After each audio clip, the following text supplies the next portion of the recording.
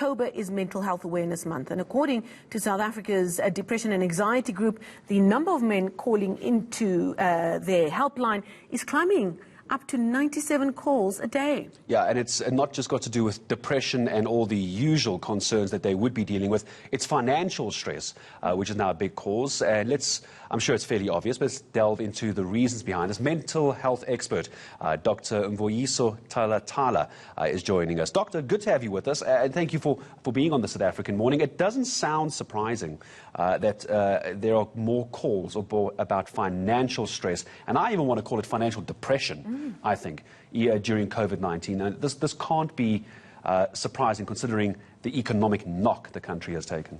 Morning, Gareth. Thank you for inviting me.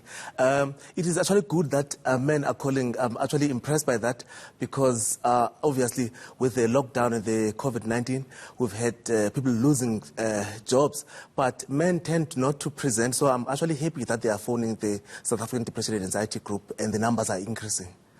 It's very rarely that you say the numbers increasing with something like this is actually a good thing, but it's because people are speaking up, and it's an issue we've seen in so many different spheres that we just need people to speak up so that we can start trying to find them help. There's a stereotype that men don't often want to ask for help or even directions, as the case may be.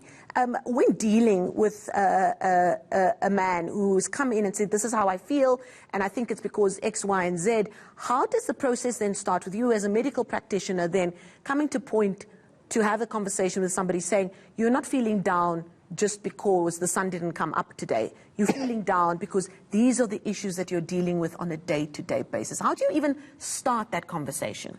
Yes, Marcelle. I think we often say that depression affects women more than men, which I don't think it's entirely true. Maybe the language we use to look for depression in men is not the language men express themselves, because they tend to express themselves through anger, through alcohol abuse. So it's not a usual thing that you'll find in your practice a man just coming to say, I'm depressed. They'll come because the employer has said, go and get some help, or they've resigned at work and the employer said, no, you can't resign, go and get some help, or there's domestic violence, or there's alcohol abuse.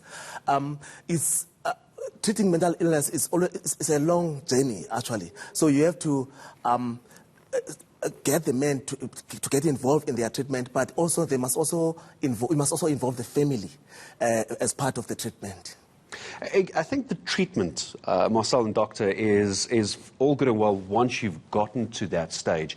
You're talking about the kind of language that should be used in identifying depression or anxiety in men. Let's talk about, the love language. Men and women have a very different love language, don't they? Let's talk about a mental health language.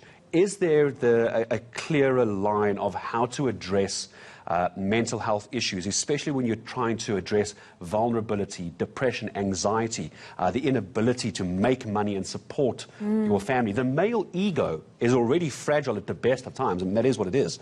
But how do you try and get your husband or significant other? You can clearly see there's a problem.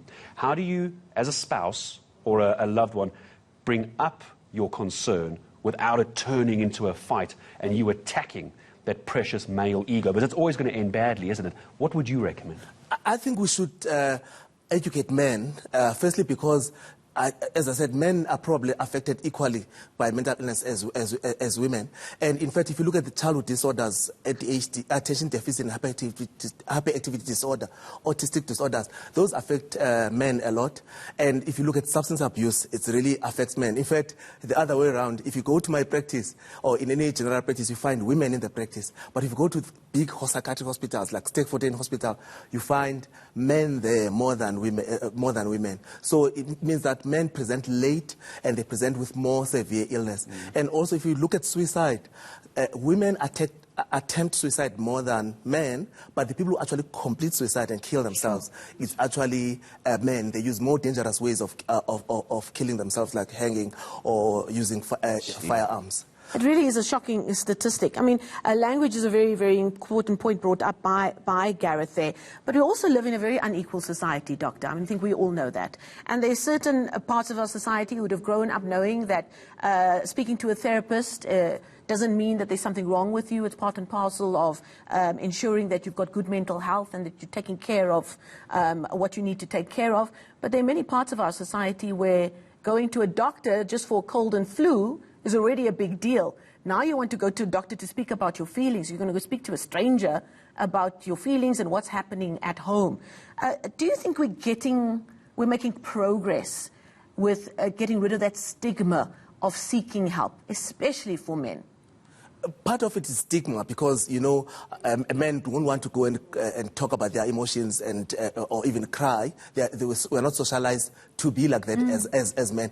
But another part of it is actually access. It's almost like a luxury to access a mental health care practitioner in this country, both in the private and public sector. A privilege. Because there's the funding is not there to have these services, and they are not there. I mean, if you look at the rural provinces, you find that you have to travel kilometers to even meet a psychologist, even a counselor. It's difficult to access.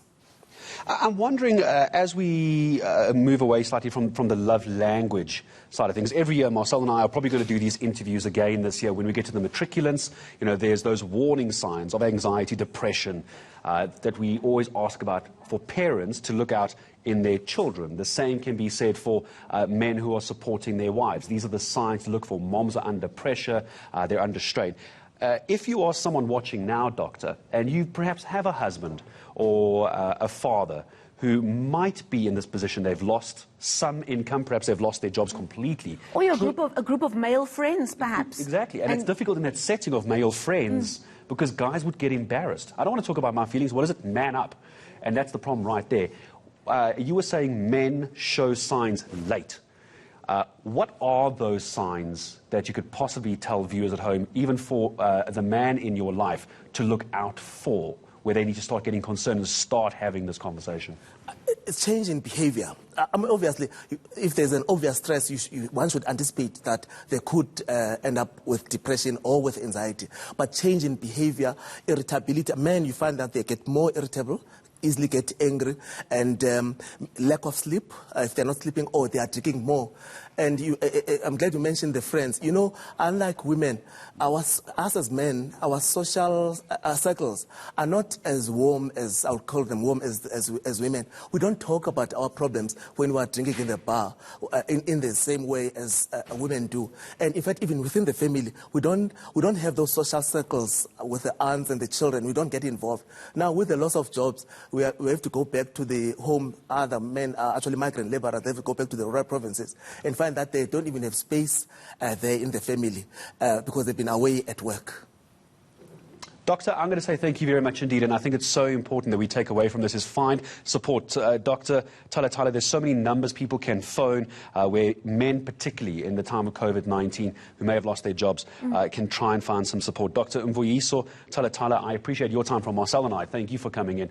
For the men out there, it's not about keeping you separate and genderizing you, but men do feel differently when they're disempowered. Almost, because they see themselves as the breadwinners, and when it's gone away, these issues can set in. But it's important, again, like when we were speaking about menopause earlier today, it's important that we speak up and that we speak to each other, but in the right way and in the right tones, that the people that are nearest and dearest to us get the care that they need from people like the good doctor who joined us here this morning.